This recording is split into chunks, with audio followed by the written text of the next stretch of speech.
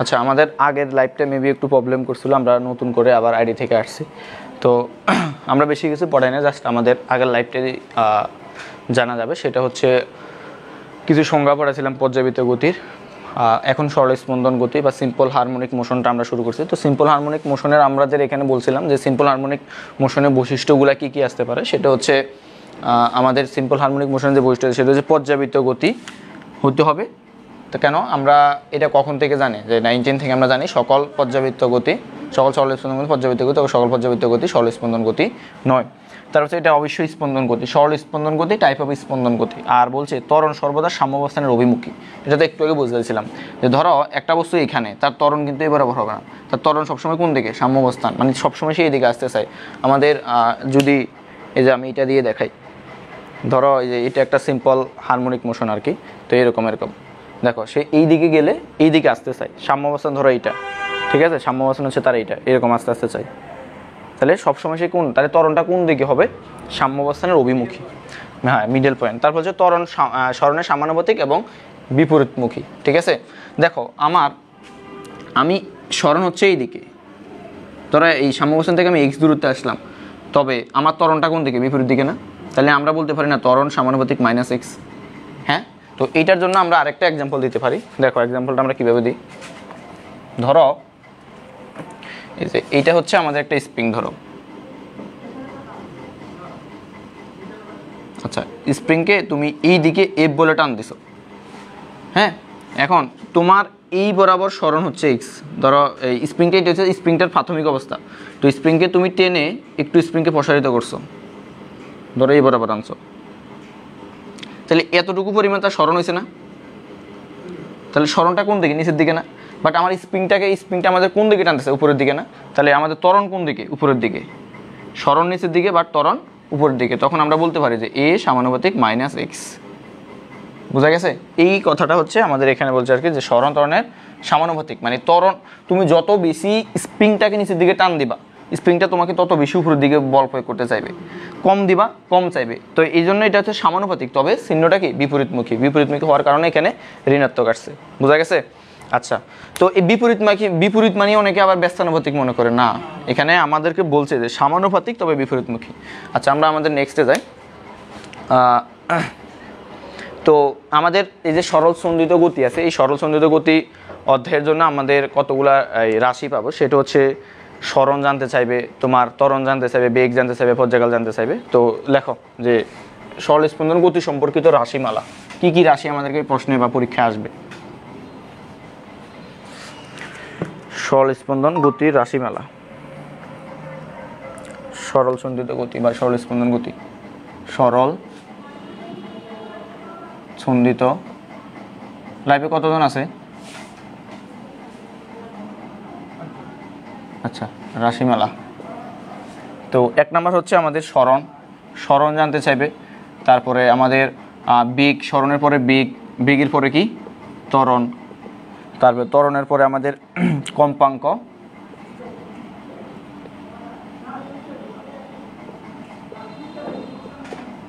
তারপর হচ্ছে কি আমাদের পর্যায়কাল। তো আমরা এখন সরণ নিয়ে খুব ডিটেলসে কথাবার্তা বলবো, যে সরণটা কিভাবে আসে, সরণের সূত্র ডেরিভেশন করা একটু ট্রাই করব। এই মানে সরণটা হচ্ছে আমাদের মেইনলি খুব ইম্পর্টেন্ট আর কি।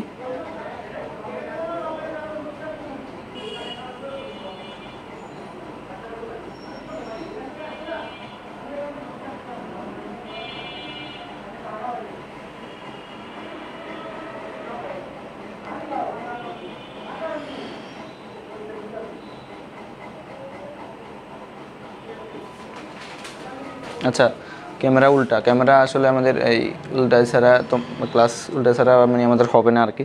তো দেখো, আমরা এখন সরণ নিয়ে আলোচনা করব। তো ধরো নতুন কলম কোনটা, এটা লেখো, এখানে সরণ, পর্যাবৃত্ত গতির আমরা সরণ নিয়ে আলোচনা করব। তো এই যে পর্যাবৃত্ত গতি আছে, এই পর্যাবৃত্ত গতিকে আমরা একটা বৃত্তাকার গতিতে উপস্থাপন করব। কিসের জন্য বলো তো, কিসের জন্য? আমাদের সমীকরণটা ডেরিভেশন করার জন্য। ধরো এটা একটা আমাদের বৃত্তাকার গতি, তো এইটাকে একটা ধরো ও, আর ধরো এই পজিশন হচ্ছে এ, ঠিক আছে, এই পজিশন হচ্ছে এ। তো একটা কণা ধরো এই যে এ থেকে ধরো সে পি অবস্থানে গেছে, এই যে এই অবস্থানে তার এই একটা কোণা এদিকে গেছে, এ থেকে পিতে গেছে আর কি। তারপর দেখো তো এখানে যদি তুমি এটা ধরো, আচ্ছা এইটাকে তুমি থিটা ধরো, এখন এ দেখো এখান থেকে এই পর্যন্ত গেছে, এটা তার দূরত্ব বলতে পারো, তাহলে তার সরণটা কোন বরাবর হয়? এই বরাবর না? এক্স টুকু পরিমাণ না? এখান থেকে যখন এ থেকে পিতে গেছে তখন তার কত?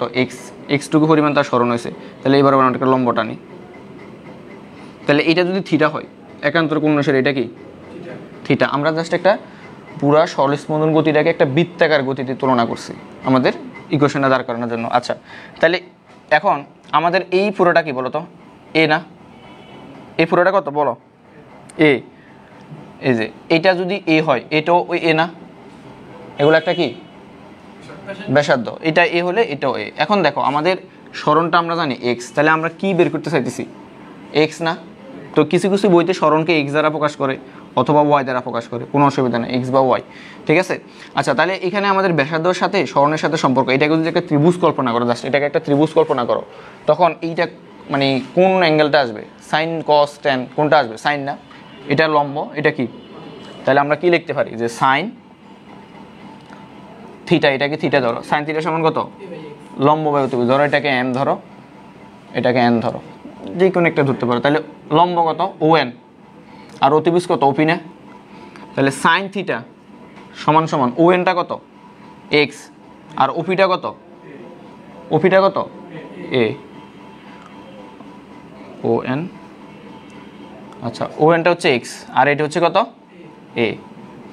তাহলে দেখো তো আমরা এখানে এক্স সমান সমান এ সাইন থিটা লিখতে পারি না? লিখতে পারি কিনা? এই যে আমাদের সরণ, ঠিক আছে। আচ্ছা তো রৈখিক এবং কণিকের মধ্যে আমরা একটা সম্পর্ক দেখব। ধরো সরণ এর সমান সমান বিটি আমরা জানি না 19 থেকে। তো ধরো কণিক সরণকে কী দ্বারা প্রকাশ করে? এটা হচ্ছে রৈখিকভাবে আর কি, রৈখিকভাবে আমরা কি এটা বলতে পারি যে রৈখিক। কণিকভাবে কি বলতে পারি? থিটা। আর কণিক বেগকে কী দ্বারা প্রকাশ করে? ওমেগা। সময় কি কিছু দ্বারা, সময় কি রৈখিক কণিক আছে? না। তাহলে টি। তাহলে এখানে এই আমাদের ওমেগা সমান সমান কি লেখা যায়? আচ্ছা আচ্ছা এখানে আমাদের বি ইকুয়াল টু কত? H by T. তাহলে এখানে ওমেগা সমান সমান থিটা বাই টি লেখা যায় না? তাহলে আমাদের থিটা সমান সমান কত? ওমেগা টি না? তাহলে তুমি এখানে থিটার পরিবর্তে কি লিখতে পারো? Omega t. তাহলে এক্স সমান সমান এ সাইন ওমেগা টি। এইটা হচ্ছে তোমার সরণের ইকুয়েশন। বুঝছো কিনা বলো? বুঝা গেছে? আমাদের লাইভে কতজন আছে দেখি। আসসালামু আলাইকুম ভাইয়া।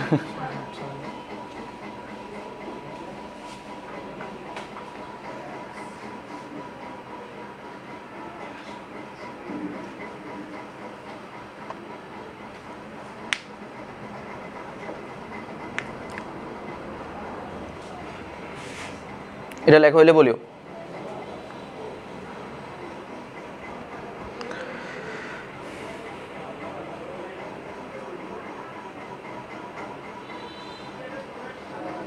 তাহলে এটাকে যেহেতু দেখো তো আমরা ধরো এই যে এটা হচ্ছে আমাদের এই ডিপ, একটু খেয়াল করো এখানে ধরো এটা আমাদের একটা পর্যাবৃত্ত গতির এই যে সরল পেন্ডুলাম আর কি।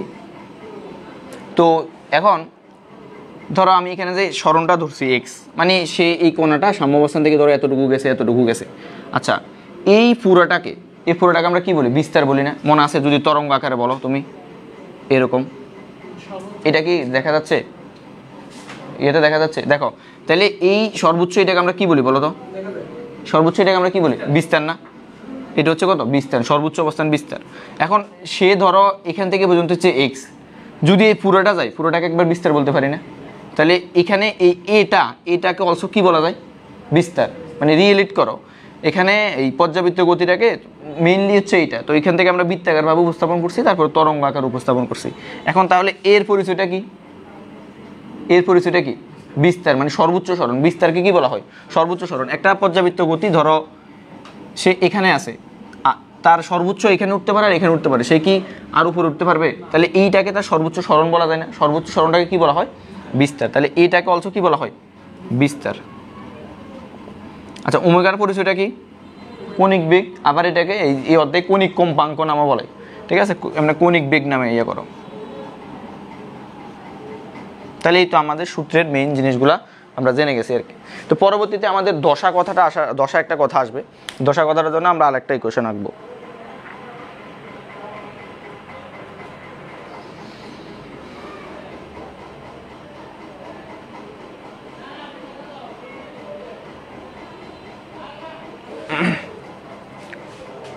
এটা লিখ হয়েছে? হ্যাঁ, আচ্ছা বুঝছো তো না এটা? ওকে, আচ্ছা বৃত্তটা কেন মুছলাম, তো ধরো এই যে এটা আমাদের আরেকটা বৃত্ত।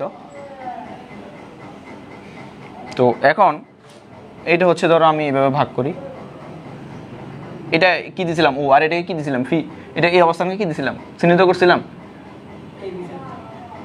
আচ্ছা এ তো এখানে, আচ্ছা ধরো নতুন করে দিলাম আর কি। ধরো এটা হচ্ছে আমাদের সর্বোচ্চ বিস্তার এ, আর ধরো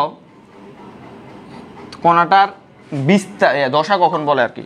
ধরো এই যে দেখো দশা হচ্ছে, দশাটা কি বলতো, আমরা 9 10 দেখছিলাম যে একটা তরঙ্গের যে কোনো একটা পজিশনের মুহূর্তের অবস্থাকে বলে আর কি।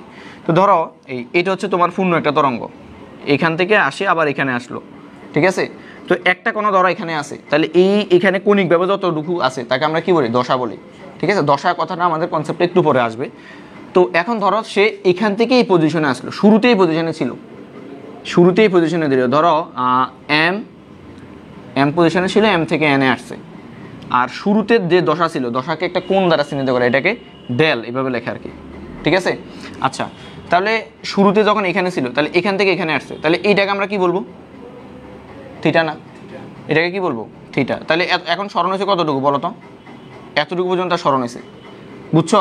তাহলে এই পুরোটা কত, এই পুরো কোণটা কত, থিটা প্লাস ডেল্টা। তাহলে এইটাকে আমরা কি বলতে পারি, থিটা প্লাস ডেল্টা। দেখো তো এটাকে একান্তর কোণ না, একান্তর কোণ কিনা। তাহলে এইটা হচ্ছে এক্স। এখন আমরা সমীকরণটা কীভাবে লিখতে পারি, ধরো এগুলোকে হাবিজাবি নাম দাও, ধরো এস পি। তাহলে এখন আমরা এইটার জন্য সমীকরণটাকে কীভাবে লিখতে পারি, আবার তো সাইন আকারে লিখতে পারি না। তাহলে সাইন, ধরো এখানে এম এন ও পি, ধরো এখানে কিউ, তাহলে এখানে আমরা কি লিখতে পারি বলো তো, সাইন এখন কি থিটা লিখবো নাকি theta plus delta, theta plus delta, theta plus delta equal to, আচ্ছা কে এসছে একটু দেখো তো হালকা করে। এখানে আমাদের উপরে কত, উপরে কত লম্ব না, লম্ব বা অতিভুজ না, লম্ব কত এক্স, আর অতিভুজ কত, এটাই যদি এ হয় এটাও এ না, আগেরটার মতো না তো জাস্ট। তাহলে এক্স ইকুয়াল টু কত লিখতে পারি, এ সাইন থিটা প্লাস ডেল, ঠিক আছে। তাহলে এ সাইন এই থিটার আগে একটু আগে আমরা ওমেগা টি লিখছিলাম না, ওমেগা টি প্লাস ডেল। তাহলে দেখো এই কোশ্চেনটা আমরা এখানে পাইছি, একটু আগে যে কোশ্চেনটা পাইছিলাম ওই কোশ্চেনটা কি ছিল, এক্স সমান সমান এ সাইন ওমেগা টি, বুঝছো। এখন কখন কোনটা ব্যবহার করব, এইটা হচ্ছে যখন আমার একটা কোণা সাম্য অবস্থান বা মূল 0 0 থেকে যখন শুরু হবে, আর এটা হচ্ছে যখন আমাকে আগে থেকে প্রশ্নে একটা তার দশা বলে দেওয়া থাকবে, তার দশা হচ্ছে এটা আর কি। তাহলে এটাকে আমরা কি বলবো বলো তো, আর দশার মধ্যে পার্থক্য আছে, আবার এটাকে আমরা আদি দশা বলবো, শুরুতেই তার এই অবস্থানে ছিল আর কি, আদি দশা। এই যে দশা পার্থক্য, এই কথাগুলো এই তরঙ্গে গেলে একদম আরও ক্লিয়ার হয়ে জানবা আর কি। পর্যাবৃত্ত গতিতে যতটুকু জানা দরকার আমরা ততটুকু আলোচনা করছি, আদি দশা। তাহলে এইগুলোকে পরিচয় লেখা লাগবে, তাহলে এটা একটু উঠে নাও, আমি 10 সেকেন্ড সময় দিচ্ছি।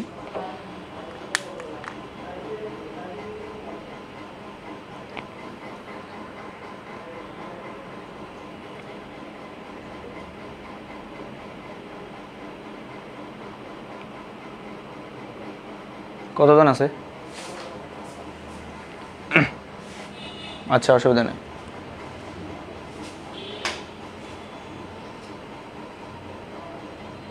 লিখেছি এটা,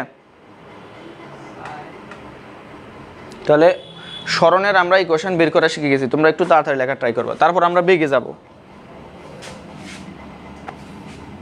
এটা থাকুক। এখন ভেক্টর অধ্যায়ে কিংবা আমি আরও কতগুলো অধ্যায়ে তোমাদেরকে বলছিলাম, স্মরণকে যখন অন্তরীকরণ করো তখন কি পাও, এটা হচ্ছে ধরো স্মরণ, স্মরণ থেকে তুমি বেগ পাইতে লেগে কি করতে হবে, অন্তরীকরণ। কেন অন্তরীকরণ করতে হয়, আবার বেগ থেকে যখন তুমি ত্বরণে দাও এখান থেকে এখানে তুমি কি করতে হবে, অন্তরীকরণ করতে হবে। কেন বলো তো, পার্থক্য না, কারণ আমাদের বেগ সমান সমান কি জানি, স্মরণ বাই সময় না, ধরো x/t আর কি, ঠিক আছে। তো এখন সময়ের সাপেক্ষে স্মরণের পরিবর্তন, এটাকে তো বেগ বলি, এবং আমরা সময়ের সাপেক্ষে কোনো কিছু পরিবর্তন হার, এটাকে আমরা কি বলি, আবার অন্তরীকরণ বলি না। তাহলে আমরা জানছি যে একটা স্মরণকে যখন তুমি বেগ বের করতে যাবে তখন তুমি কিসে অন্তরীকরণ করতে হবে, আবার বেগকে যখন তুমি অন্তরীকরণ করবে তখন তুমি কী পাবা, ত্বরণ। আচ্ছা, তাহলে এখন আমরা যে স্মরণের ইকুয়েশনগুলো আমরা দাঁড় করেছি না, আচ্ছা স্মরণের ইকুয়েশনগুলো আমরা দাঁড় করেছি, তো চলো আমরা এবার বেগের ইকুয়েশনগুলো দেখি যে বেগ আমাদের কি কি বলে। বেগ, তাহলে আগে দেখো স্মরণ সমান কি পেয়েছি, নর্মালটা নাও আর কি। স্মরণ সমান আমরা কি পেয়েছিলাম, এ সাইন ওমেগা টি না, এ সাইন ওমেগা টি না। এখন আমরা এটাকে কি করবো, অন্তরীকরণ। তাহলে বেগ সমান সমান আমরা লিখতে পারি না যে ডি ডি টি এক্স, তাহলে ডি ডি টি এখানে এক্স সমান কত, এ সাইন ওমেগা টি। এখন বলো এটা কি ধ্রুবক না, বিস্তার কি ধ্রুবক কিনা, মানে সর্বোচ্চ গতি কি তার কমতে বাড়তে পারে না। তাহলে তুমি এখানে এটাকে বাইরে নিয়ে আসতে পারো না, এটাকে বাইরে নিয়ে আসো, d d t sine omega t. এখন এ সাইন কি করলে কত, কস ওমেগা টি। তাহলে তুমি কাকে অন্তরীকরণ করতেছো, ওমেগা টিকে, এই জন্য ওমেগা টিকে আবার অন্তরীকরণ করতে হবে। তাহলে দেখো তো এখানে আমি একসাথে লিখে ফেলি ওমেগাটা, এই অন্তরীকরণটা শুধু ওমেগা আসবে না, তাহলে এখানে আমরা কি লিখতে পারি, এ ওমেগা কস ওমেগা টি। তাহলে দেখো আমরা বেগের সমীকরণটা পেয়ে গেছি, বেগ।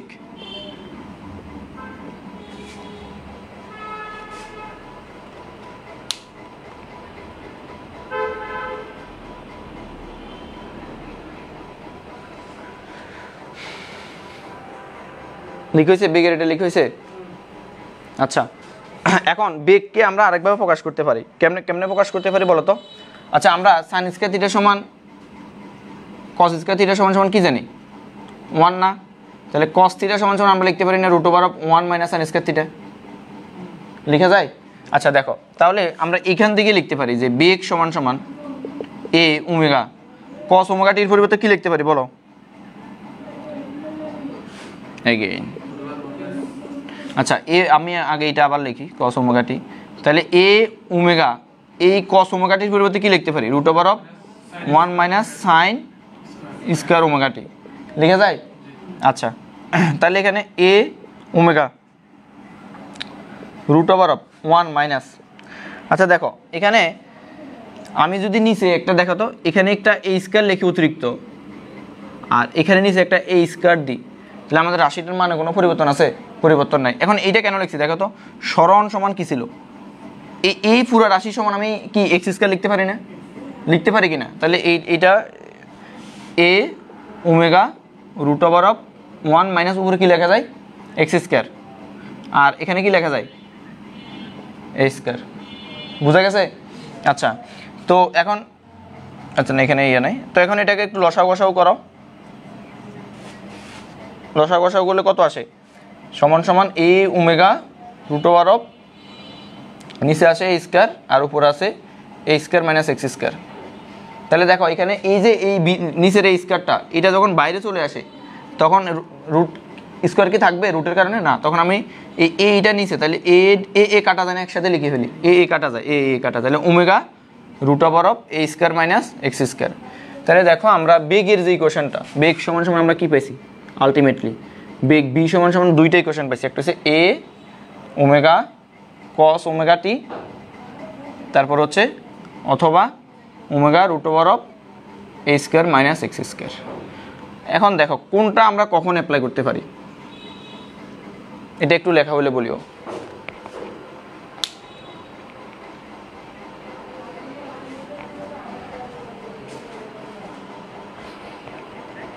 অথবা omega root over of a square minus x square.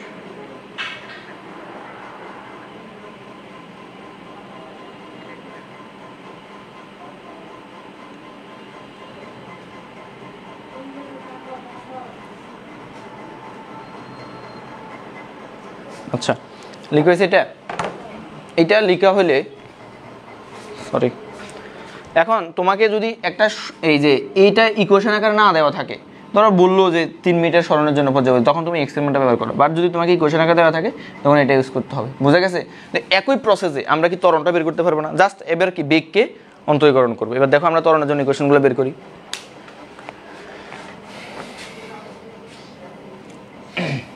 তোমরা বারবার এটা আঁকার দরকার না, এটা থাকুক। তাহলে লেখো যে ত্বরণ। আচ্ছা, এখানে ত্বরণ বের করার আগে বেগের আমরা এই কোয়েশ্চেনটা পাইছিলাম না? বলো, বেগ সমান কি পেয়েছিলাম? এ ওমেগা কস ওমেগা টি, এরকম সামথিং কিছু একটা পাইছিলাম। আবার এখানে omega root over of a square minus x square. আচ্ছা, এখানে কি আমরা এখান থেকে বেগের সর্বোচ্চ ভ্যালু সর্বনিম্ন ভ্যালু বের করতে পারি না? আচ্ছা, আমাকে এটা বলো যে এই যে একটা পর্যাবৃত্ত গতি, এই পর্যাবৃত্ত গতির সেইখানে এভাবে এভাবে ঝুলতেছে, বলো তো তার সর্বোচ্চ বেগ কোথায় থাকবে? বেগ সর্বোচ্চ কোথায় হবে? এইটা একটু আমাকে ইনফর্ম করো।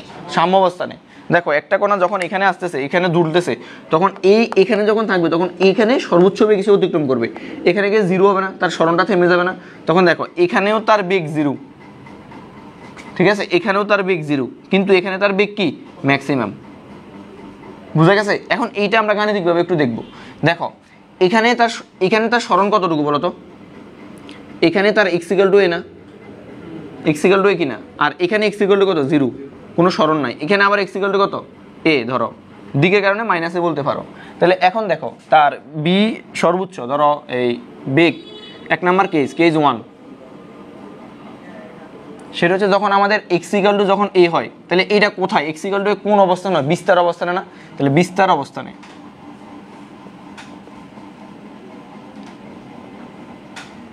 তখন আমাদের এইটা সমান সমান কি লেখা যায়? এখানে অ্যাপ্লাই না করে এটা এখানে অ্যাপ্লাই করবো আর কি, যে বি সমান সমান omega root over of a square minus, তাহলে আমি এক্সের জায়গায় কি ইনপুট দিব?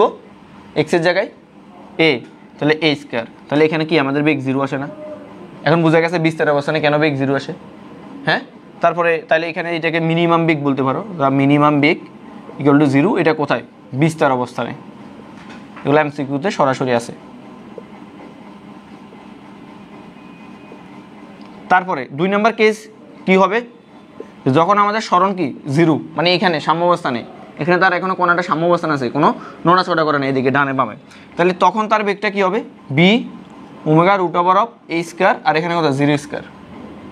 তাহলে এখানে আর কি থাকে? রুটের স্কোয়ারে কাটা, বি ইকুয়াল টু কত? ওমেগায় না?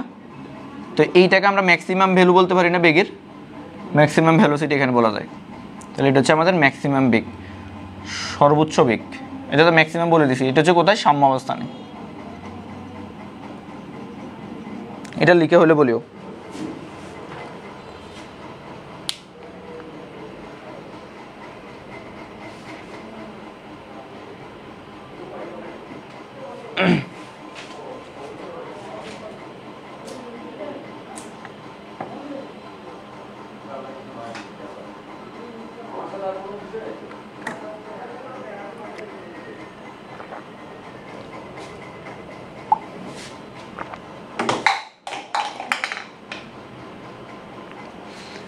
আচ্ছা, আমরা এবার ত্বরণে যাই। হ্যাঁ, বোঝা যায় তো না?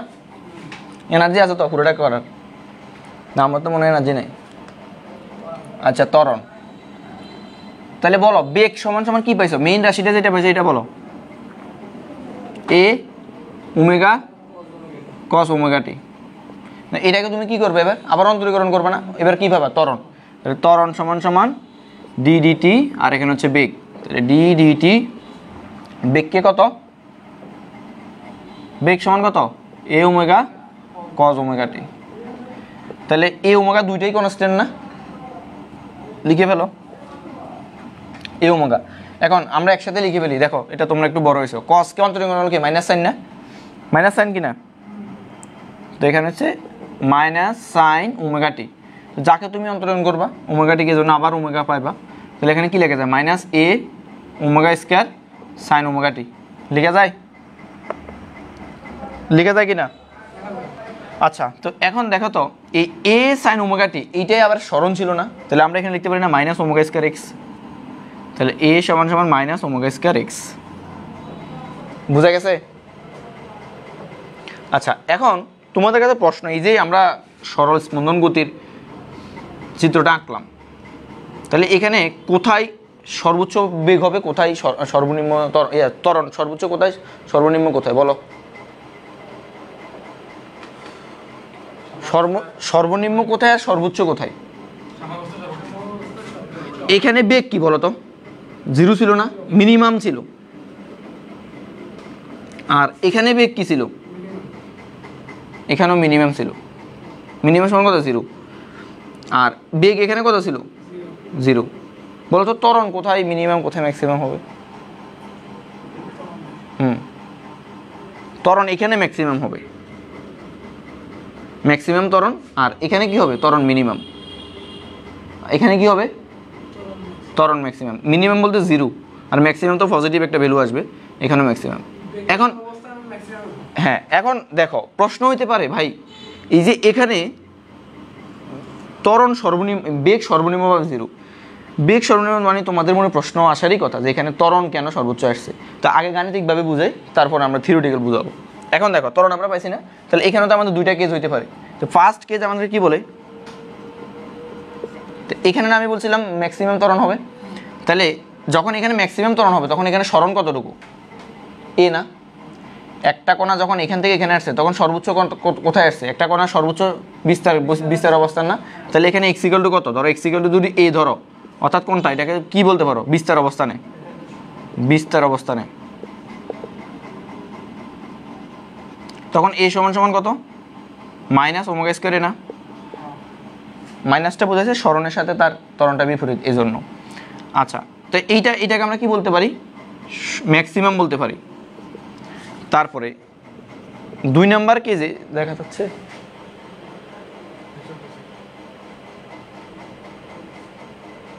আচ্ছা 2 নাম্বার কেজে আমাদেরকে কি এক্স সমান সমান কত, এক্স সমান সমান কত বলো তো, জিরো না?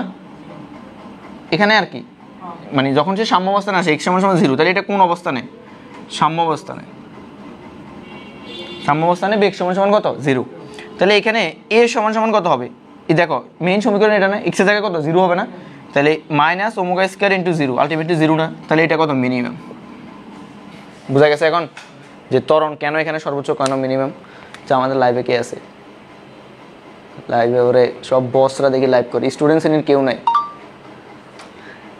আচ্ছা রাফি ভাই কমেন্ট করছে,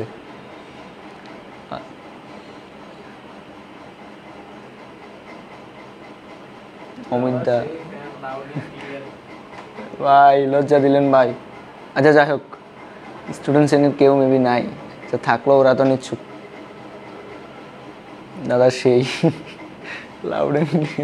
আচ্ছা যাই হোক, তাহলে এটা বোঝা গেছে ত্বরণের। এটা আমরা নেক্সটে যাচ্ছি। তাহলে ত্বরণের সর্বোচ্চ সর্বনিম্ন দেখলাম। এবার আমরা একটু এই যে কি দেখছি, সরণের ইকুয়েশন দেখছি, বেগের ইকুয়েশন দেখছি, ত্বরণের ইকুয়েশন দেখছি। এখন আমরা সরণ, বেগ, ত্বরণ এই দুইটার কি দেখবো, গ্রাফ, এই তিনটা জিনিসের গ্রাফ দেখবো, যে গ্রাফগুলো আমাদের পরীক্ষায় কীভাবে আসতে পারে। ওকে, তাহলে লেখো, হেডলাইন দাও আমাদের, গ্রাফ।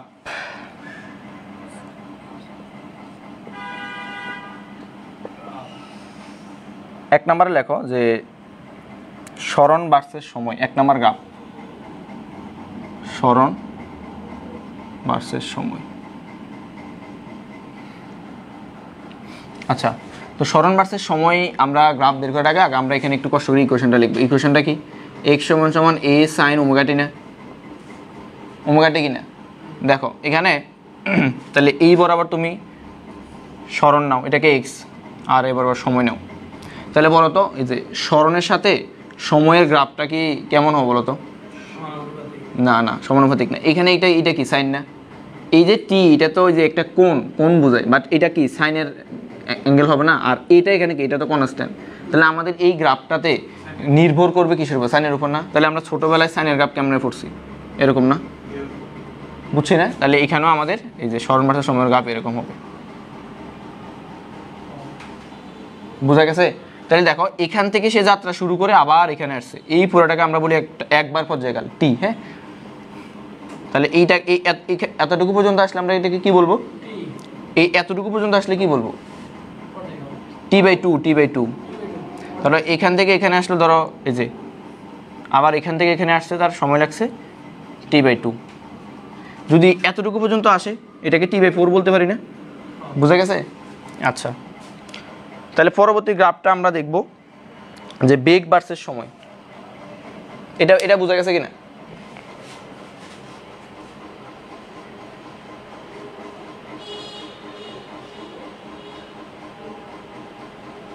এটা বোঝা গেলে একটু ইনপুট করি।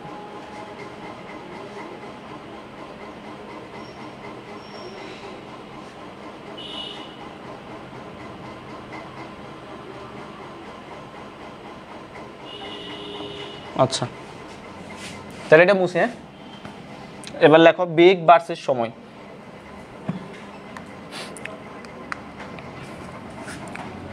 তাহলে বেগেরটা কার কজের মতন হবে না বলো তো?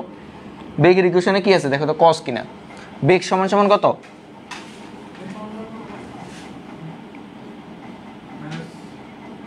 বেগ ভার্সেস কত? এটা সময়। তাহলে বেগের ইকুয়েশনটা কি ছিল? বি সমান সমান এ ওমেগা কজ ওমেগা টি। তাহলে এই দুইটা তো কনস্ট্যান্ট। তাহলে আমাদের গ্রাফটা নির্ভর করবে কার উপর? কজের উপর।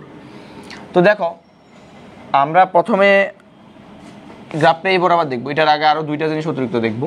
ধরো আমরা বৃত্তাকার ভাবে একটা উপস্থাপন করছি না? হ্যাঁ, বৃত্তাকার ভাবে উপস্থাপন করলাম, তারপরে সরল স্পন্দন গতির ভাবে একটা আমরা করলাম আর কি। তাহলে এখানে আমাদের বেগটা কি হয় বলতো? জিরো। এখানে বেগটা কত? জিরো। আর এখানে বেগটা ম্যাক্সিমাম বা ওমেগা এ। ঠিক আছে? আচ্ছা, তো এইটাকে তুমি বৃত্তাকার ভাবে কল্পনা করো আর কি। ধরো সাম্যাবস্থান থেকে তুমি শুরু করছো, সাম্যাবস্থানে কত? ওমেগা এ। দেখো ওমেগা এ। তাহলে কজে আগে আমাকে এটা বলো যে কজের গ্রাফটা কি এরকম না? আমি আগে কজের মতো করে লিখে ফেলি, তারপরে তুমি এই জিনিসগুলোর সাথে রিলেট করিও। এই দেখো এরকম না আমাদের যাবে। এটা কত? বেগ, বেগ ভার্সেস সময়। আচ্ছা দেখো, তাইলে এই যে সর্বোচ্চ ভ্যালু এখানে কত থাকবে? ওমেগায় না? ওমেগায় কিনা? দেখো এখান থেকে সে যাত্রা শুরু করছে, এখন এখান থেকে এইদিকে গেছে, এদিকে আসলে এটা কি জিরো আসবে না? তাহলে দেখো এখান থেকে এদিকে আসছে, জিরো আসছে। আবার এইদিকে আসছে, বিপরীত দিকে আসছে না? এই জন্য নিচের দিকে। আবার দেখো বিপরীত দিকে আসছে। এখন বিপরীত দিকে আসলেও বিপরীত, এটা তার বিপরীত সর্বোচ্চ না? এটাকে মাইনাস ওমেগা বলতে পারো না? ওয়াই অক্ষ যদি এটা ধনাত্মক, এটা ঋণাত্মক না? তাহলে দেখো ঋণাত্মক। তারপর যখন আবার এদিকে আসছে তখন সে আবার কি পজিটিভ দিকে আসছে না? দেখো সে পজিটিভ দিকে উঠছে, আবার এদিকে আসছে। একইভাবে এভাবে চলতে থাকবে। তো বৃত্তাকারের ক্ষেত্রে এরকম আর কি। ধরো এখানে কি হবে বলো তো? এখানে ওমেগা এ, এখান থেকে যখন এখানে গেছে জিরো না? তাহলে এখানে তার বেগ কত? জিরো। আবার যখন এখানে আসছে তখন তার বেগ কত? এখানে যদি ওমেগা এইদিকে বিপরীত দিকে মাইনাস ওমেগা না, জাস্ট এখানে বিপরীত দিকে বোঝানোর জন্য। আর আবার এখানে আসলে কত? বেগ জিরো। তাহলে এই তিনটা চিত্র বোঝা গেছে কিনা বলো? লেখো একটু তুলে নাও।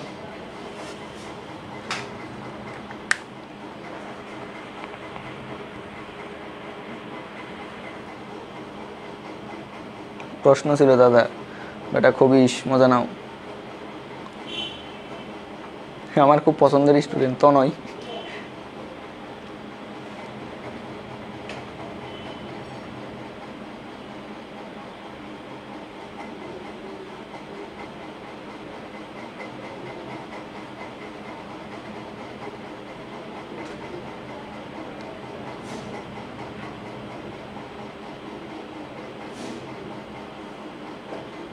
আচ্ছা, এটা বোঝা গেলে একটু বলিও। হ্যাঁ, বুঝা যায়নি?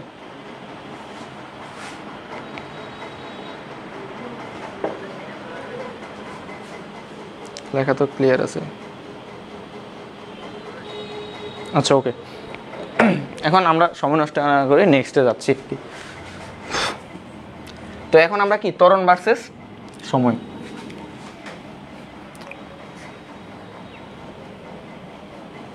লেখো ত্বরণ ভার্সেস সময়, 3 নাম্বার গ্রাফ।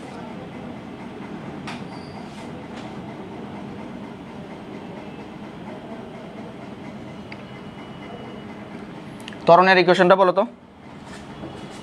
এ সমান সমান মাইনাস নর্মালটা বলো, ওমেগা স্কয়ার এ অথবা মাইনাস ওমেগা স্কয়ার এ কত বলো? সাইন ওমেগা টি না? Omega square x sine omega t কি না? আচ্ছা, তো এটা কার গ্রাফ বলো তো? এটা কি এটা কার গ্রাফ আগে এটা বলো? সাইনের। বাট এইটা শুরুতে কি মাইনাস না? তাহলে এটা কি উপরের দিক থেকে শুরু হবে নাকি নিচের দিকে? নিচের দিকে, সেজন্য তার গ্রাফটা হবে এরকম। বুঝা গেছে? তাহলে এই বরাবর ত্বরণ, এটা সাম্পার মতো লাগে আর কি, এটা সময়। তো এটা যদি তুমি এইভাবে উপস্থাপন করতে চাও, এখানে ত্বরণ কত ছিল? ম্যাক্সিমাম না মান, ম্যাক্সিমাম ত্বরণের মান কত? মাইনাস ওমেগা স্কয়ার কত? এ। দেখো আর এখানে কত হবে? এই আমি একটা প্রশ্ন করি, হ্যাঁ, এখানে মাইনাস, এটা ধনাত্মক দিক, মানে আমি শুরুর দিকে যাওয়ার কারণে এখানে মাইনাস, কারণ শুরু থেকে মাইনাস ছিল, কিন্তু এই দিকে মাইনাস হওয়ার কথা, এইদিকে মাইনাস হওয়ার কথা, বাট একটা মাইনাসের কারণে মাইনাসে মাইনাসে প্লাস হয়ে গেছে। বোঝা গেছে এটা? আচ্ছা, তুমি যদি এটা এবার এটাকে বৃত্তাকারভাবে উপস্থাপন করতে থাকো, তাহলে শুরুতে তার কত বলো তো? শুরুতে কত? শুরুতে সাম্যাবস্থানে ত্বরণ কত? 0 না? তাহলে এটা 0। 0 থেকে যখন উঠছে একবার, তখন তার কত? এখানে হবে মাইনাস ওমেগা স্কয়ার এ। তারপর আবার যখন আসছে তখন কত? এখানে কত? 0 না? তাহলে এখানে ত্বরণ সমান সমান 0, এখানে ত্বরণ সমান মাইনাস ওমেগা স্কয়ার এ, এখানেও 0। আবার যখন নামছে তখন এটা কি, ওই যে বিপরীত দিকে হওয়ার কারণে মাইনাসে মাইনাসে প্লাস হয়ে গেছে আর কি। তাহলে এখানে কত? এ সমান সমান ওমেগা স্কয়ার এ। এই তো আমাদের ত্বরণের মোটামুটি গ্রাফ আমরা দেখে ফেললাম। ধন্যবাদ দাদা।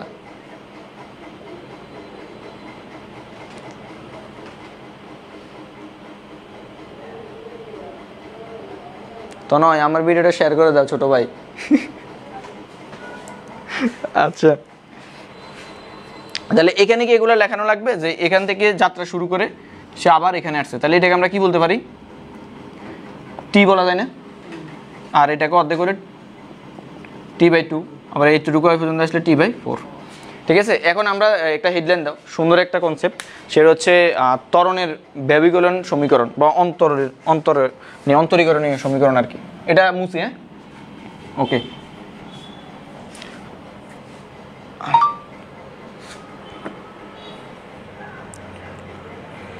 দেখো, সরল দোলন গতির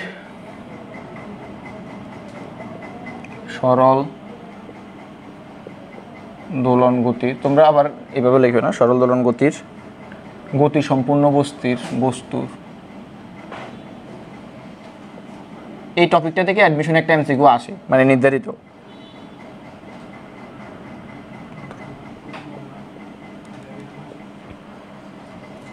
আচ্ছা, তো এখানে একটা জিনিস দেখাচ্ছি, ধরো সরণ সমান সমান কত? এক্স আর কি, ঠিক আছে, এটা হচ্ছে এক্স। তুমি যখন তাকে অন্তরীকরণ করো তখন কত? ddt/x না? ddt/ কত? এক্স। আবার যখন ত্বরণ পাইতে চাও তখন এটাকে অন্তরীকরণ করো না? তো ডাবল অন্তরীকরণ করলে এটা অন্তরীকরণ দেখবে, এটাকে এইভাবে লেখা হয় আর কি, d²x dt²। বুঝা গেছে? এটাকে মানে প্রথমে একবার এখান থেকে একবার অন্তরীকরণ, এটাকে দ্বিতীয় অন্তরীকরণ করলে এখানে d²x আর dt² এভাবে লেখা যায়। আচ্ছা, তো আমাকে নর্মালি বলো তো f = কত বলো তো? m এ না? m এ কিনা? তাহলে m লেখো, এর পরিবর্তে কি লিখতে পারে বলো? হ্যাঁ, d²x dt²। আচ্ছা, আমরা এখন বলো তো যে বল সরণের কি সমানুপাতিক নাকি বিপরীতমুখী? বল সরণের সমানুপাতিক নাকি বিপরীতমুখী? বল, এই জিনিসটা আমরা দুইভাবে দেখবো আর কি। এই যে সরল স্পন্দন গতির ক্ষেত্রে বল সরণ যেদিকে, বল বিপরীত দিকে না। ধরো আমার কোনাটা এইদিকে আছে, বাট তাকে এইদিকে টানতেছে না, তাহলে ত্বরণ এইদিকে, মহাকর্ষ বল না, ত্বরণ এইদিকে, বল তো এইদিকে, নর্মাল যে বল আর কি, আমাকে এইদিকে তো টানতেছে। তাহলে এখানে আমরা বলতে পারি যে আমরা জানি, তাহলে সরণ সমানুপাতিক কত? সরি, বল সমানুপাতিক কত? মাইনাস সরণ না? যেহেতু ত্বরণের, যে দেখো এ সমানুপাতিক যদি -x হয়, এফ সমানুপাতিক -x হইতে অসুবিধা আছে? কারণ f = কত? m এ, এইটার কারণে। আচ্ছা দেখো, তাহলে এখানে বল, তাহলে f তুই -x, তাহলে এখন বলো f সমান সমান কি লেখা যায়? এটা লেখা যায় না? m d²x dt²। আর এখানে সমানুপাতিকটাকে উঠে একটা কি আনবা? কে, ধ্রুবক কি? কে। আর এখানে -x, মাইনাসটা x, এইভাবে লেখো। তাহলে d²x dt² লেখা যায়। আচ্ছা, mটাকে পাশে পাঠিয়ে দিলে -k/m লেখা যায় না? আর এখানে x লেখা যায় না? হ্যাঁ, তো আমি d²x dt² এইটা সমান সমান ওমেগা স্কয়ার লিখতে পারি। এটা সমান সমান কি লিখতে পারি, ওমেগা স্কয়ার লিখতে পারি। কেন ওমেগা স্কয়ার লিখতে পারি দেখো,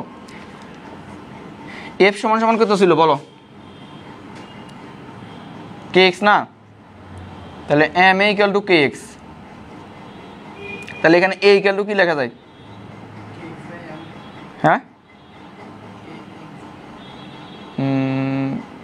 কে এক্স বাই এম, হ্যাঁ এম বাই এক্স। আচ্ছা আবার দেখো এই এ সমান সমান আমরা কি পেয়েছি, মাইনাস ওমেগা স্কয়ার এক্স না, মাইনাস ওমেগা স্কয়ার এক্স কিনা, তাহলে এখানে তো একটা মাইনাস আছে, এখানে মাইনাস আছে, মাইনাস আছে, তাহলে এইটার সাথে তুমি যদি এটা একটু রিলেট করো, দেখো তো এখানে ওমেগা স্কয়ারের পরিবর্তে মাইনাস কে এম লেখা যায় না, দুইটা সমীকরণ।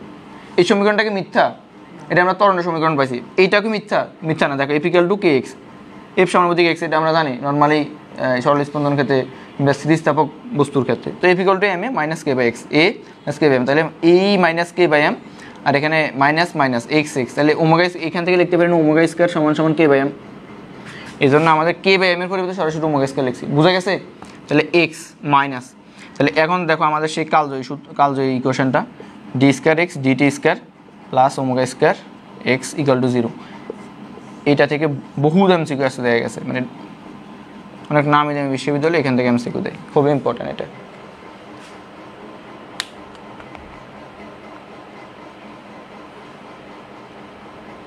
ইস্তিয়াক স্যার ঈদের বাকি আর একদিন, এমন সময়ও এসেও ক্লাস করতেছি, 1000 টাকার উপরে সালামি না দিলে ক্লাস বয়কট করা হবে।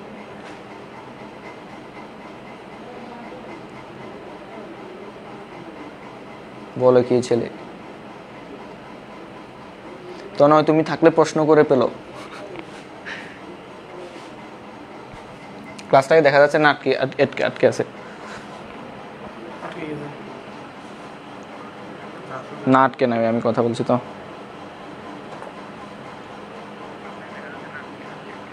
আচ্ছা ঠিক আছে, এটা বোঝা গেছে, হ্যাঁ আচ্ছা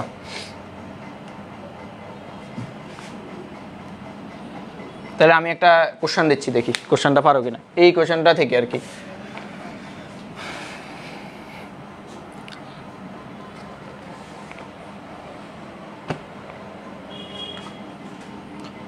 এই কোশ্চেনটা হচ্ছে এরকম,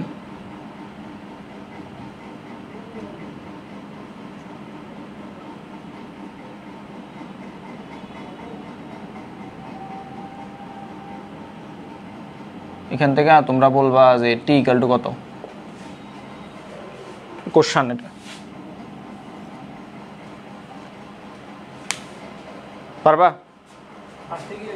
এখানে 6 d square x divide by d t square plus 150 x equal to 0 হলে পর্যায়কাল কত, খুবই পপুলার একটা কোশ্চেন, আমি প্রথমটা করে দিচ্ছি। দেখো আমাদের স্ট্যান্ডার্ড ফর্মুলাটা কি ছিল, ডি স্কয়ার এক্স না, d t square plus omega square x equal to 0 না। তুমি কি করবা, এই সমীকরণটাকে এর সাথে তুলনা করবা। তাহলে দেখো এই সমীকরণে এখানে d square x DT square, এটা পাশে কোনো সহগ আছে, সহগ নাই, সেজন্য তুমি 6 দ্বারা সবগুলোকে ভাগ করে দিবা। ভাগ করে দিলে এখানে কি লেখা যায়, d square x DT square, 150কে 6 দ্বারা ভাগ করলে কি আছে 25 না, 25 কি না 25 এক্স ইকুয়াল টু 0। তাহলে এটার সাথে যদি এটাকে তুমি এখন রিলেট করো, দেখো d square x DT square, তাহলে ওমেগা স্কয়ারের ভ্যালু কত, ওমেগা স্কয়ারের ভ্যালু কত 25 না, তাহলে ওমেগার মান কত 5। তো আবার তুমি কি জানো ওমেগা সমান সমান কত 2π/t, তাহলে টি সমান সমান হবে 2π/ω, অর্থাৎ উত্তর হবে 2π/5, এটাই আনসার। হ্যাঁ খুবই ইম্পর্টেন্ট একটা এমসিকিউ টাইপ এটা।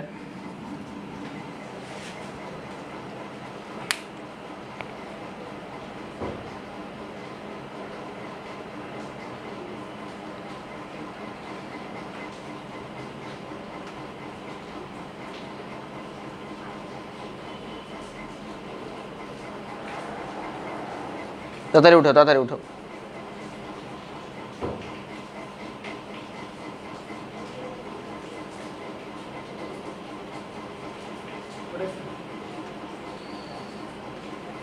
শোনা হয়েছে, আজকে একেবারে অধ্যায়ের যা আছে সব শেষ, একদম বেসিক কিন্তু আমি ভালোভাবে দিচ্ছি। আমি প্রথমে ভাবছি যে টেনে টুনে দিবি, এখন চিন্তা করছি না বেসিক একটা বেসিকও বাকি রেখে নেই। তাহলে তোমরা যদি আগ্রহ থাকে পরবর্তী একদিন ম্যাথের ক্লাস নেবো, আসিও আর কি দুইজনে। আচ্ছা তখন লাইভ আমরা চালু করবো, যেটা অসুবিধা নেই যদি যারা বাসায় আছে তারা করলে। তাহলে এখন লেখো আমরা পর্যায়কাল, আমি বলছিলাম না যে একটা এই মনে আছে সিম্পল হারমোনিক মোশনের আমরা স্মরণ জানছি, বেগ জানছি, ত্বরণ জানছি, পর্যায়কাল বাকি আছে না, কম্পাঙ্ক বাকি আছে না, লেখো পর্যায়কাল। এটা কত নাম্বার? তাহলে ওগুলো যদি হয় এটা ধরো 4 নাম্বার হচ্ছে পর্যায়কাল। এখন পর্যায়কাল কাকে বলে এটা আসলে আমি লিখে দেওয়াটা খারাপ দেখায়, এটা তোমরা বাসা থেকে লিখবা, সংজ্ঞা বই থেকে দেখবা আর কি।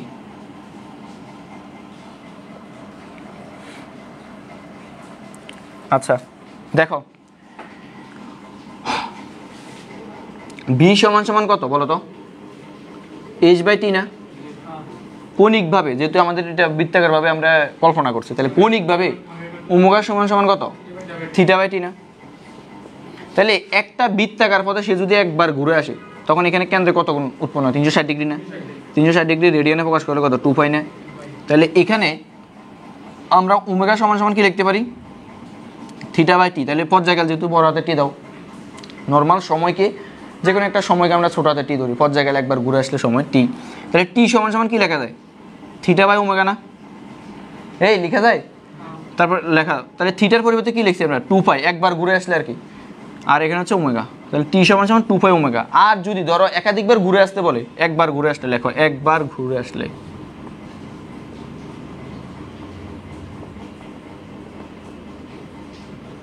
আর যদি আমাদের একাধিকবার ঘুরে আসে তাহলে 2πn, 5 বার বললে n এর মান 5 হবে। হ্যাঁ হ্যাঁ কৌণিকভাবে আর কি, একাধিকবার ঘুরলে।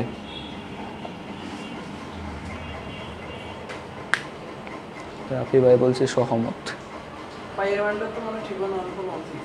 হ্যাঁ হ্যাঁ হ্যাঁ হ্যাঁ পায়ের মান 3.1416।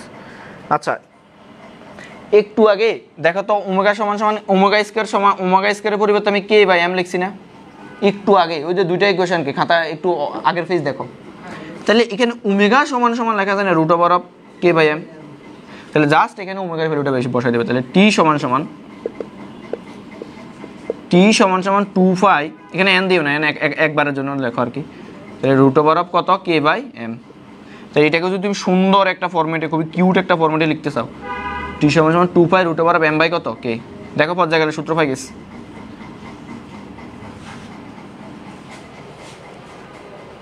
বুঝা গেছে? আচ্ছা আমাদের অর্ধেক টপিক শেষ হয়েছে, বুঝছো? ম্যাথ করাবো। আচ্ছা দেখি, আমার ফোনে চার্জ থাকলে আজকে ক্লাস চলবে, অসুবিধা নেই।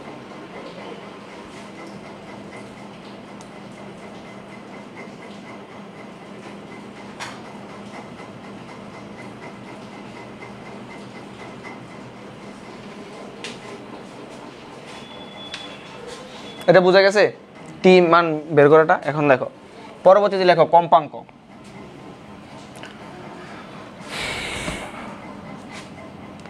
কত নাম্বার ছিল এটা? 5 নাম্বার না? লেখো কম্পাঙ্ক। কম্পাঙ্ককে এফ দ্বারা প্রকাশ করে, মাঝে মধ্যে দেখবে এন দ্বারা প্রকাশ করে, ছোট হাতের এন দ্বারা। আচ্ছা 9, 10-এ এইটাকে বলার দরকার আছে, কম্পাঙ্ক টি সমান সমান 1/f।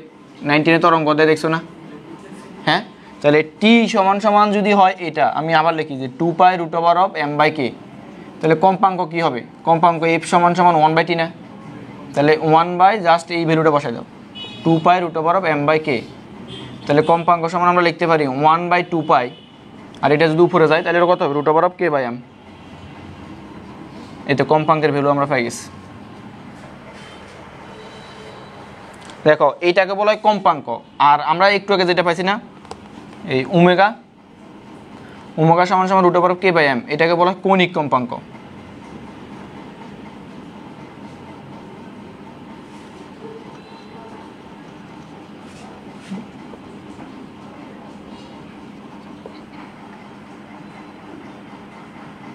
তাহলে একটা ম্যাথ লেখো।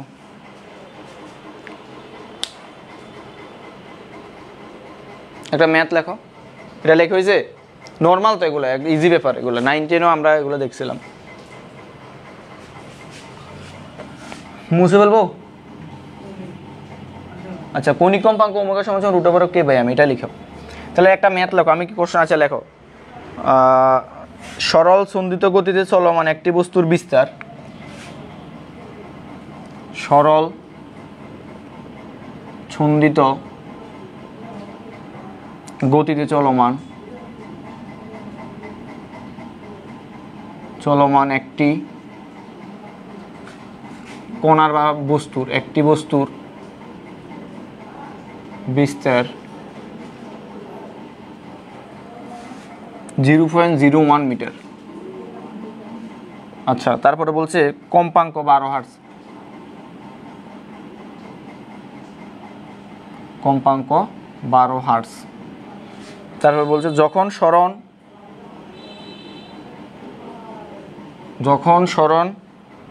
0.005 মিটার তখন বেগ কত? পারবা তোমরা? আমি 1 মিনিট সময় দিচ্ছি, তোমরা ট্রাই করো। কোশ্চেনটা দেওয়া আছে, ইকুয়েশনটা দেখো, পারবা? দেখো, কম্পাঙ্ক থেকে জাস্ট পর্যায়কালটা বের করবা। সূত্র কোনটা পড়বে মনে আছে? বলো, করো, এটা করো, করতে পারলে খুশি হব, করো।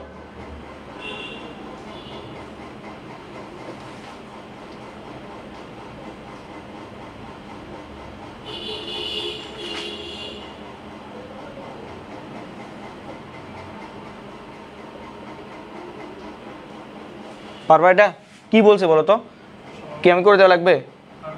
আচ্ছা দেখো, বেগ সমান সমান কি জানো? আচ্ছা, এখানে বেগের দুইটাই কোশ্চেন আছে, একটা হচ্ছে কস দিয়ে, এখানে কি ওইরকম কোনো কিছু বলছে? আমাদেরকে সব ইনফরমেশন দেওয়া আছে। তাহলে আমরা বেগ সমান সমান ওমেগা রুট ওভার কি জানি? Root over of a square minus x square না?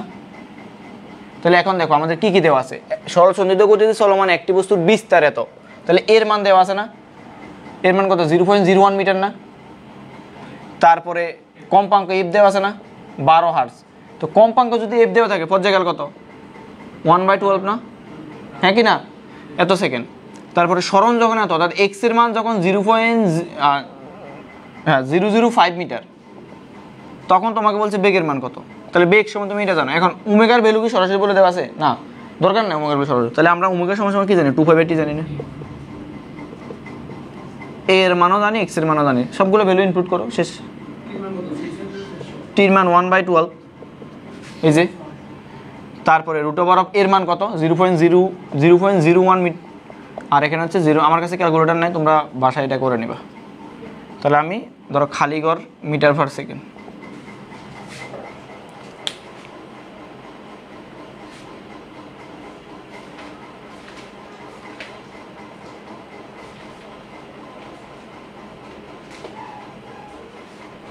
বুঝা গেছে? আচ্ছা, পরবর্তীতে আরেকটা ম্যাথ লেখো, এটাই ইম্পর্টেন্ট। আচ্ছা, ওদেরকে যা করাইছি অফলাইনে তোমাদেরকে এটা করাই দিচ্ছি আর কি, পর আবার বললো আমাদের করার নেই। লেখো কোশ্চেন 2। কোশ্চেন 2 বলছে সরল সন্ধিত গতিতে গতিশীল একটি বস্তুর বিস্তার 0.5 মিটার। সরল সন্ধিত গতিতে গতিশীল একটি বস্তুর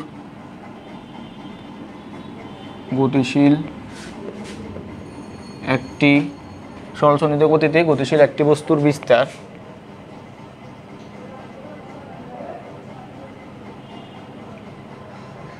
0.5 মিটার। এটা তোমরা করবা, এ দীপ, তাহমিদ, তোমরা করবা।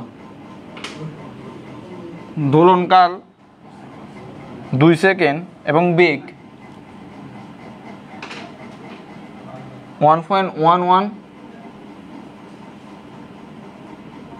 Metre per second. বস্তুটির সরণ কত? এই বের করে এটা।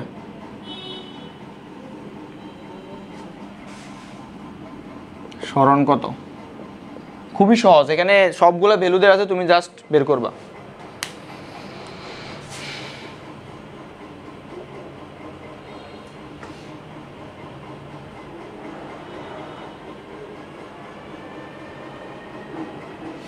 করো, এটা করো, সবাই করো। আদিত্য কি লাইভে আছে?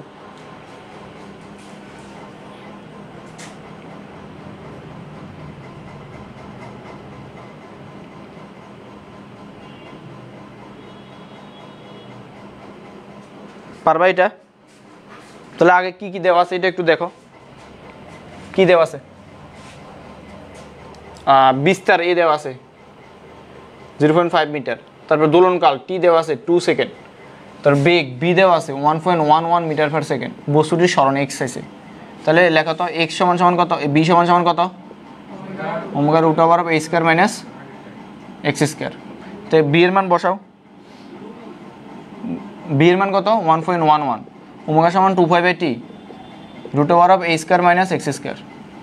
তো যা সেটা ক্যালকুলেশন করবো আর কি, যে 1.11 2π/t এর মান কত 2 দিয়ে কাটা অলরেডি, আর এখানে এর ভ্যালু কত 0.5 হোল স্কয়ার।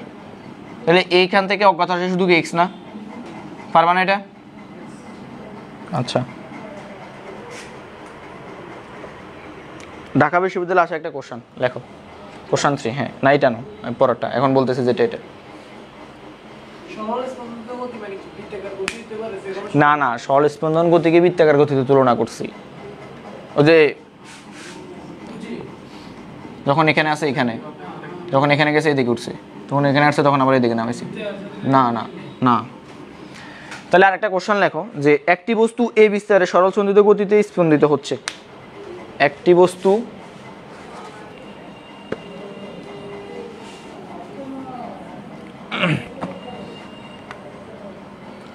কোশ্চেন 3,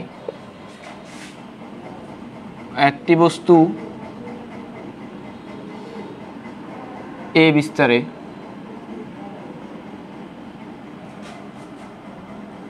সরল সন্ধিত গতিতে, এটা রিটেনে আসছে একবার ঢাকা বিশ্ববিদ্যালয়ে, সরল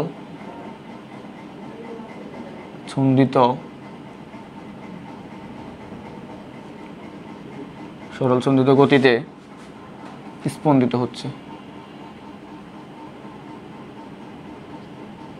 বানান ভুল হতে পারে। বস্তুটির কোন অবস্থানের জন্য গতি সর্বোচ্চ গতির অর্ধেক হবে? বস্তুটির কোন অবস্থানের জন্য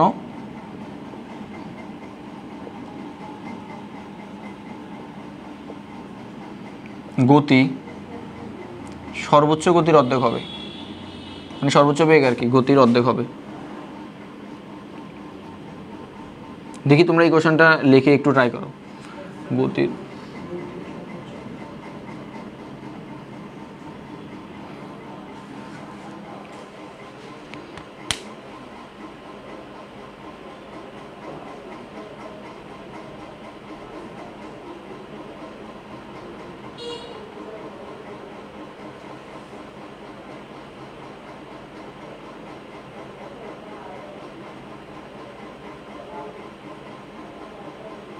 আমাদের ক্লাস কি 57 মিনিট হয়েছে? হ্যাঁ দেখো আমরা কিন্তু ফাস্ট আগাচ্ছি অনেক। পারবা এটা করো। গতির মানে সর্বোচ্চ গতির ইকুয়েশন কি? সর্বোচ্চ বেগ দুই রকম দেখাচ্ছেন, একটা হচ্ছে নর্মাল বেগ, আগের পেজ দেখো। হ্যাঁ, আর একটা হচ্ছে কি b equal to omega root over a square minus x square. তাহলে সত্য মতে কি বলো তো? আচ্ছা, নর্মাল বেগ সমান কত? Omega root over of a square minus x square. আর বি ম্যাক্সিমাম কত, মানে সর্বোচ্চ বেগ যেটা বলছে আর কি, ওমেগায় না, ওমেগায় কি না দীপ? সত্য কি বলছে যে কোন অবস্থানের জন্য, অবস্থান বলতে এক্স এর ভ্যালু বের করতে হবে আর কি, জন্য গতির সর্বোচ্চ গতির অর্ধেক হবে। দেখো তাহলে আমাদের যে নর্মাল ভ্যালুটা, এই দেখো b equal to half omega, এই হাফ বি ম্যাক্স, এ বুঝছো? তাহলে বি এর মান কত? Omega root over of a square minus x square half, আর এখানে কত ওমেগা এ। তাহলে আমি তোমরা বাসায় করবা, এখানে ওমেগা ওমেগা কাটা যায় না, আর জাস্ট এখানে এক্স এর ভ্যালুটা বসাইবা। এর মানটা দেও না, এর মানটা মানে উত্তরে এর মানটা রেখে দিবা আর কি। তাহলে বর্গ করো এ স্কয়ার মাইনাস এক্স স্কয়ার সমান সমান হচ্ছে এ স্কয়ার। তাহলে এক্স স্কয়ার সমান সমান হচ্ছে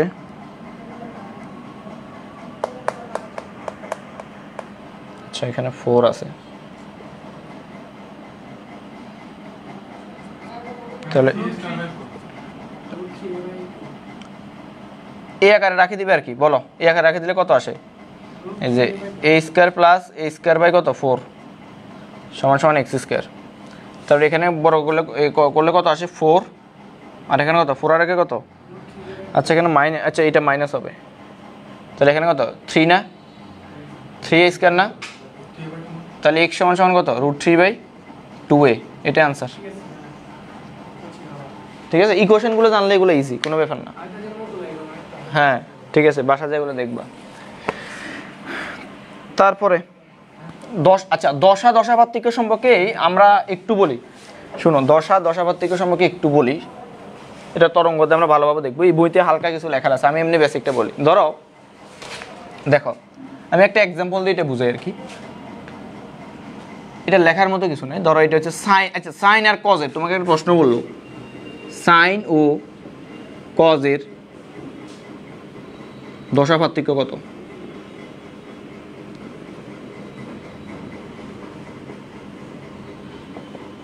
সাইন ও কজের দশাপার্থক্য কত? তাহলে সাইনের গ্রাফটা কি এরকম না, আর কজের গ্রাফটা কেমন এরকম না? তাহলে দেখে বলো তো এদের মধ্যে দশাপার্থক্যটা কত? হ্যাঁ তোমাদের বন্ধের পরে পর্যাবৃত্ত গতির পরীক্ষা নিবে একটা, হ্যাঁ ঠিক আছে, ওইটা আবার স্ট্যান্ডার্ড ভাবে একটা পরীক্ষা নেব। বলো দেখো এই এখানে এখান থেকে যাত্রা শুরু করছে আর এখান থেকে যাত্রা শুরু করছে, তাহলে এখান থেকে যদি তুমি হিসাব করো, ধরো এই অংশটা বাদ দাও মনে মনে, ধরো এটা সাইনের ছিল, তো দেখো এটা ধরো কজের ছিল, তাহলে এই অংশটুকু ধরো বাদ দাও, ধরো মনে মনে এই অংশটুকু বাদ, তাহলে দেখো তো এটার এটা একই জিনিস হয়ে গেছে না, একই অবস্থান থেকে না? তাহলে দেখো এখান থেকে এখানে আমাদের কত ছিল, ওই যে যখন আমরা বৃত্তাকার ভাবে উপস্থাপন করছি 90 ডিগ্রি না 5/2 না, তাহলে এখান থেকে এদের মধ্যে দশাপার্থক্য কত বলো তো 5/2 না? তাহলে সাইন আর কজের মধ্যে দশাপার্থক্য কত 5/2, বুঝা গেছে? খুবই পপুলার একটা প্রশ্ন যে সাইন, তাহলে যে কোনো একটা ইকুয়েশন দেওয়া থাকলে, হ্যাঁ হ্যাঁ মানে সাইন আর কসের গ্রাফ দিয়ে আমি বোঝানোর ট্রাই করছি যে দশা আর দশাপার্থক্যটা কি, বাকিগুলো কিন্তু আমাদের ইকুয়েশন দেখলে মোটামুটি বোঝা যাবে।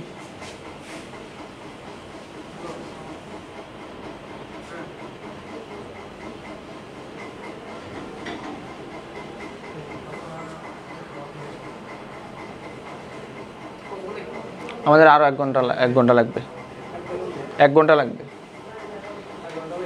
হ্যাঁ কয়টা বাজছে এখন? 9:50। হ্যাঁ শিওর, আচ্ছা অসুবিধা নেই, 11টা বাজুক। আচ্ছা শেষ করা দিই আজকে, ধরছি যেহেতু। তাহলে লেখো যে সরল দোলকের সূত্র বলি, দেখো সরল দোলকের সূত্র বলি, কয়েকটা সূত্র আসবে, বাসায় তোমরা ম্যাথগুলো করবা। এটা আমি ওই যে আমার শীট থেকে দিয়ে দিব আর কি, যে থিওরিটিক্যাল মূলক কথাবার্তা, এগুলো এখন লেখি, সময় নষ্ট দরকার না। 1 নম্বরে লেখো প্রথম সূত্র হচ্ছে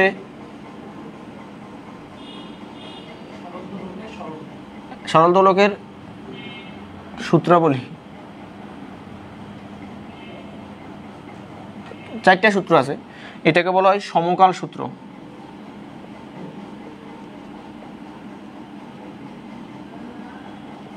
আচ্ছা বাংলা লেখাটাকে লিখবো, দিয়ে দিব আমি বেসিক বা ইয়েটা। তো সরল দোলক সূত্র বলছে যে কোনো স্থানে নির্দিষ্ট, ধরো এরকম আর কি,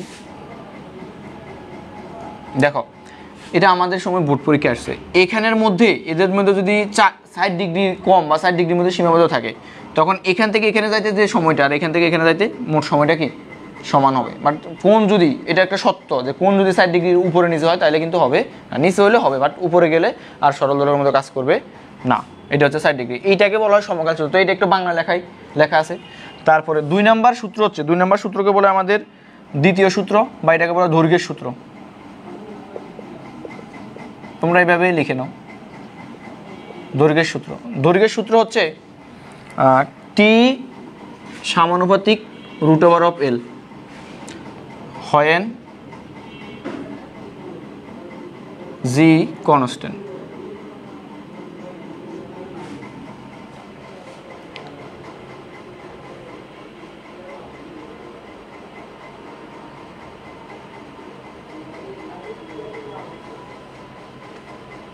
আচ্ছা তাহলে টি সমানুপাতিক √L, এটার সাথে হচ্ছে মানে আমাদের কোনো একটা দৈর্ঘ্য বলতে কি এরকম আর কি, যে এখানে দুইটা দৈর্ঘ্য আছে, এটাকে একটা বব থাকে এটাকে, ঠিক আছে, আর এটাকে বলা হয় আমাদের এল, আর এটাকে বলা হয় এখানে ছোট হাতের আর, এই এল প্লাস আর এই পুরোটাকে বলা হয় বড় হাতের এল, বড় হাতের এল নট সুতার এল, বোঝা গেছে? এই পুরোটা হচ্ছে কত এল, তাহলে এখানে এই পর্যন্ত যাইতে পারে, এই পর্যন্ত যাইতে পারে। তাহলে এটা হচ্ছে আমাদের টির সাথে কী সম্পর্ক? বর্গের সমানুপাতিক সম্পর্ক। তারপরে 3 নম্বর সূত্র লেখো, তৃতীয় সূত্র, সেটা হচ্ছে আমাদের ত্বরণের সূত্র আর কি।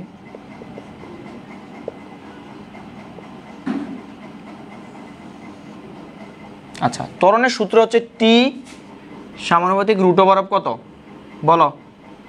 1/g, বর্গমূলের ব্যস্তানুপাতিক সম্পর্ক। এখানে হচ্ছে যখন টি কনস্ট্যান্ট থাকবে,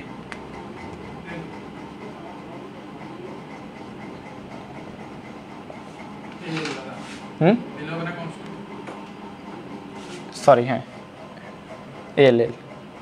আচ্ছা, তাহলে এখান থেকে দেখো তো আমরা এই সূত্রগুলোকে এইভাবে লিখতে পারি না? প্রথম সূত্রটাকে এটাকে কি এইভাবে লেখা যায় না? যে ধরো T1 দুইটা আলাদা আলাদা সময় T1/T2 সময় সময় লেখা যায় না রুট ওভার অফ L1/L2, মানে রুট ওভার একসাথে লিখি। অনেক অঙ্ক ভাবা তোমাকে এরকম অনেক, মানে একটা পপুলার অঙ্ক, দৈর্ঘ্য 50% বৃদ্ধি করলে সময় কত পার্সেন্ট কম বাড়বে, বা সময় বাড়ালে দৈর্ঘ্য কত পার্সেন্ট বৃদ্ধি পাবে, বুঝছো? তারপরে এরকমভাবে লেখা যায়। বাট আবার এটাকে কীভাবে লেখা যায়? যে ধরো T1 T2 T1 root over, তাহলে জি উপরে যাবে G1 আর এখানে কত G2, লেখা যায় না এভাবে? লেখা যায়? যায় আশা করি। তারপরে 4 নম্বর সূত্র লেখো, এটা হচ্ছে চতুর্থ সূত্র, ভরের সূত্র। ভরের সূত্র তো ইন্টারেস্টিং। ভরের সূত্র বলছে যে এটা আমাদের ভরের উপর নির্ভর করে না, মানে এই যে এখানে ভরটা টাঙায় না, এটা খুবই নগণ্য, অনেক ক্ষুদ্র একটা ভর আর কি, এই জন্য এর উপর নির্ভর করে না, জাস্ট এইটাই। তাহলে বাংলা লেখাটা আমি তোমাদেরকে শিটটা দিয়ে দেবো ক্লাস শেষে। হ্যাঁ আচ্ছা, রিক্যাপ বলতে যে এই যে সরল দোলক আছে, এটাকে একটা সরল দোলক বলা হয়। এই সরল দোলকটা কিসের উপর নির্ভর করে, কি কি সত্য আছে? তো 1 নম্বরে বলছে সমকাল সূত্র, বলছে যদি এদের মধ্যে যদি 60 ডিগ্রি থাকে তখন এরা সূত্রটা মানবে, মানে এখান থেকে এখানে আসে যে সময় লাগে এখান থেকে এখানে যাইতে একই সময় লাগবে। তারপর দ্বিতীয় সূত্র বলছে দৈর্ঘ্যের সূত্র, যে আমাদের যে দুলতেছে এটা একটা পর্যায়কাল আছে না, ধরো এখান থেকে এখানে একবার আসছে 1 সেকেন্ড, মানে এখানে একবার আসছে আবার এখানে একবার গেছে, মোট কত সেকেন্ড? 2 সেকেন্ড। যদি আমাদের দৈর্ঘ্য বাড়ায় তখন তো এটা কি আরও বাড়বে সময়, ঠিক আছে? তারপরে আর এটা যে জি, এখন ধরো এই যে দুলতেছে এটা জি এর উপরে নির্ভর করে। এখানে একটা আমি একটু পরে দেখাবো, মানে এখানে বসে পাহাড়ের উচ্চতা কীভাবে আমরা এই সূত্রের মাধ্যমে নির্ণয় করতে পারি। পাহাড়ের উচ্চতা মহাকাশ অভিকর্ষ কোর্স একটু হলো, তাহলে মহাকাশ অভিকর্ষ আমরা দেখাবো। তারপরে এইটা দেখালাম। তারপর ভরের সূত্র হচ্ছে যে এখানে যে ভব বা থাকে এর উপর নির্ভর করে না, কারণ এ অনেক ছোট বা ক্ষুদ্র হয়, বোঝা গেছে? নেক্সটে যাচ্ছি আমরা। আচ্ছা, দ্বিতীয় আর তৃতীয় সূত্রতে একটা সুন্দর সম্পর্ক আছে, দেখো দ্বিতীয় ও তৃতীয় সূত্র হতে পাই।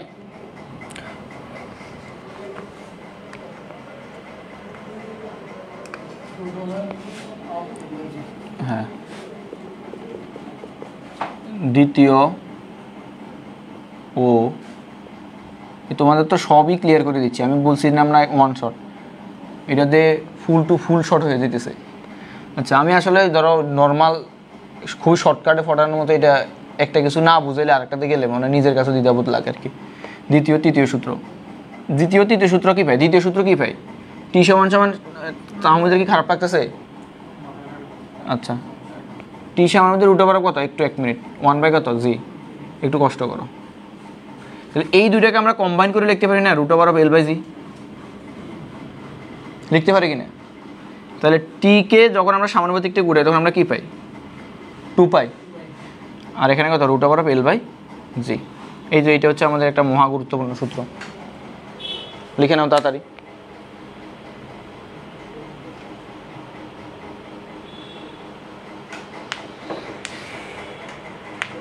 আচ্ছা, এখান থেকে দেখো তো আমরা জি এর মান নির্ণয় করতে পারবো কিনা? দেখো যে জি এর মান নির্ণয়,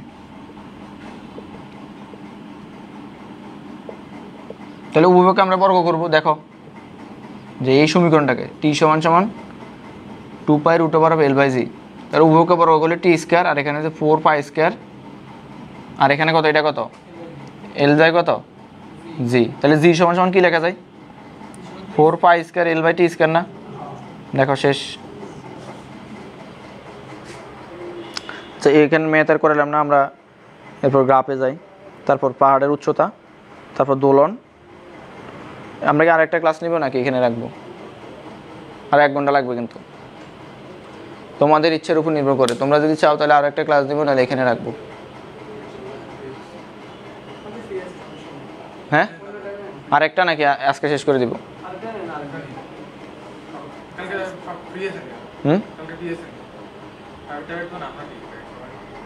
তাহলে আজকে তাহলে ম্যাথ আর 1-2টা ম্যাথ করে শেষ করে। আচ্ছা ম্যাথ না, এই কনসেপ্টটা আমরা ইয়ে করে দিচ্ছি আর কি। আচ্ছা হ্যাঁ, এই কনসেপ্টটা আমরা শেষ করাচ্ছি। লেখো যে এই সূত্র সম্পর্কিত গ্রাফ।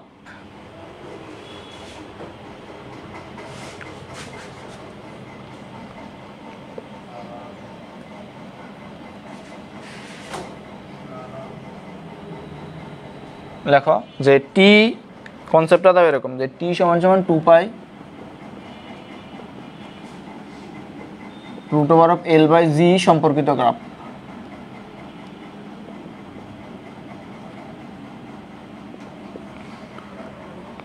একটা আমার হচ্ছে টি ভার্সেস √L।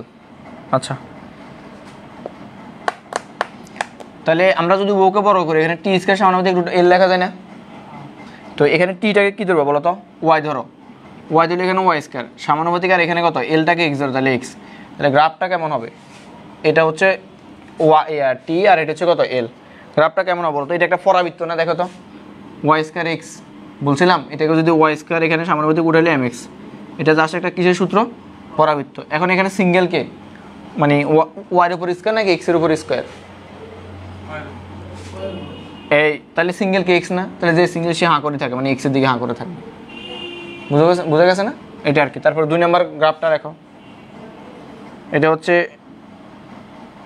টি স্কয়ার সমানুপাতিক এল। এখন দেখো এখানে আমরা টিটাকে এখানে লিখবা যে টি ইকুয়াল টু ওয়াই ধরছে, আর এখানে আমরা টি স্কয়ারটাকে ওয়াই ধরবো আর কি। তাহলে এখানে কেমন আসে? ওয়াই সমানুপাতিক এল আসে না? তাহলে এইটার গ্রাফটা কেমন হবে? মূল বিন্দুগামী হবে কিনা বলো? তাহমিদ শেষ, সারিয়ে দিচ্ছি। এটা মূল বিন্দুগামী হবে কিনা, কারণ এখানে টি স্কয়ারটাকে আমরা ওয়াই ধরছি আর এখানে এলটাকে এক্স ধরছি আর কি। তাহলে এটা মূল বিন্দুগামী হবে। Y equal to m x না আসে? কনস্ট্যান্ট বসাইলে এটা হচ্ছে পরাবৃত্ত আর এটা হচ্ছে সরল রেখা।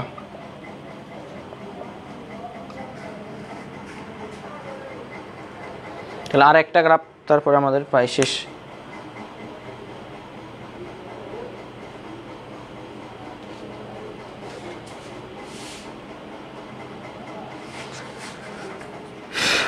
মুছাবো এটা?